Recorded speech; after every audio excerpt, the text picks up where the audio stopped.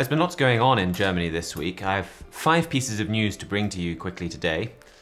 The first is there's been widespread discussion on the place of Islam in Germany. On April 27th, the German parliament approved a draft law that would ban public officials from wearing the burqa. That's the Islamic veil that covers the whole face.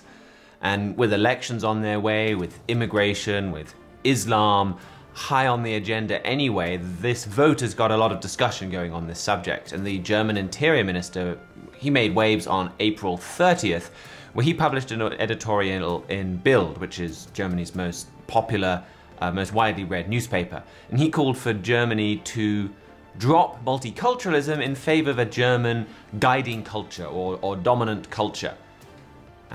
Multiculturalism has certainly caused a lot of problems for Germany, but this kind of pride in German culture that the Interior Minister was promoting is something we've not really seen in mainstream Germany for many years.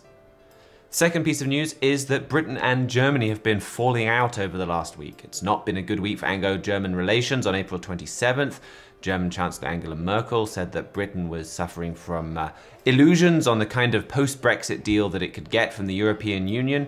And then British Prime Minister Theresa May, she responded by saying that the 27 remaining nations of the European Union were ganging up on Britain, out to get Britain. And then her allies have been accusing Germany of trying to interfere in Britain's election campaign.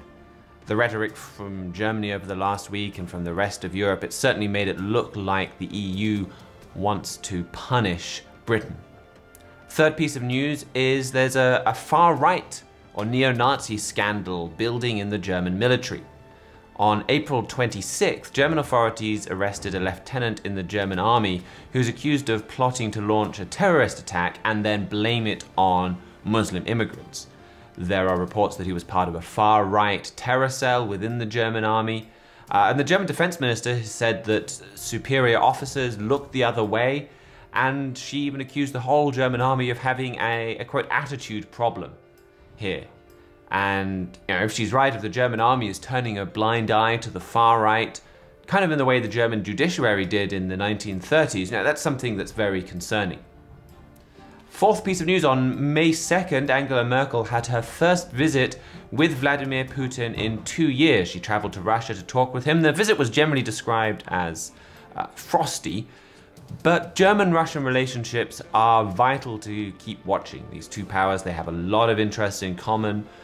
They could both increase their power dramatically by working together, and just the fact that they're sitting down and the leaders are talking to each other again, even if it's not the most friendly meeting, just that they're talking is very interesting and very significant.